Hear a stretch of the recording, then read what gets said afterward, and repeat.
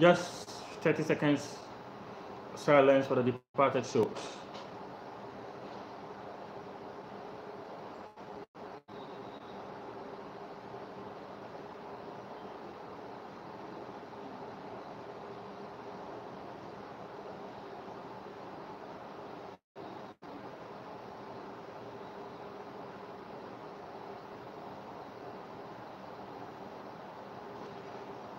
May the souls of the 127 people who lost their lives in the 2001 May disaster at Accra Sports Stadium rest in peace. And ugly. But a beautiful football, we've always termed it, turns to a day of dirges, a day of sorrows, and a day of tears.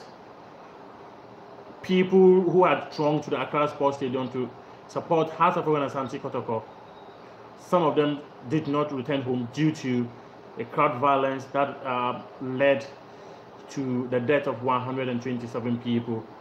17 years down the line, the question is always that have we learned lessons? Today was the 17th commemoration of this disaster, and year in, year out, we continue to sing hymns of the people who lost their lives. But like I was asking earlier, have we learned lessons? The current Minister of Youth and Sports, Isaac Isiama, said that we've learned lessons. But from where I sit, I feel we've still got a lot to do.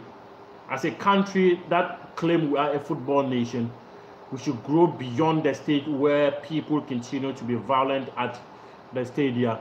As a country that claim we are a football nation, government should treat some of these acts as criminal acts and sentence people before the law courts to answer questions for their actions and inactions. 127 people cannot lose their lives, and 17 years down the line, people continue to display their obnoxious attitude at match venues. I felt so bad that even in the ongoing Division 1 in Ghana Premier League, there continue to be crowd violence. In a match involving Elmina Sharks and Mediama SC at the stadium, actually threw a stone at the match day referee, Nuhu Liman, and broke his head. Blood was gushing out. So are we saying that at this stage we still haven't learned? Assuming the supporters of Mediama had reacted, how was this going to end? Though Elmina claimed the referee tripped and fell and injured his head, that statement was as ridiculous as whatever happened or transpired, or how the stone was thrown at the referee. We should not endorse such things to be happening in our game. We should ensure that our match venues are safe for people to come with their families. And one of the people who believe that Ghana football has always been playing a catch-up since the May 19th disaster, though people will argue that Hearts of Oak and Asante Kotoko continue to pull the crowd, they always do.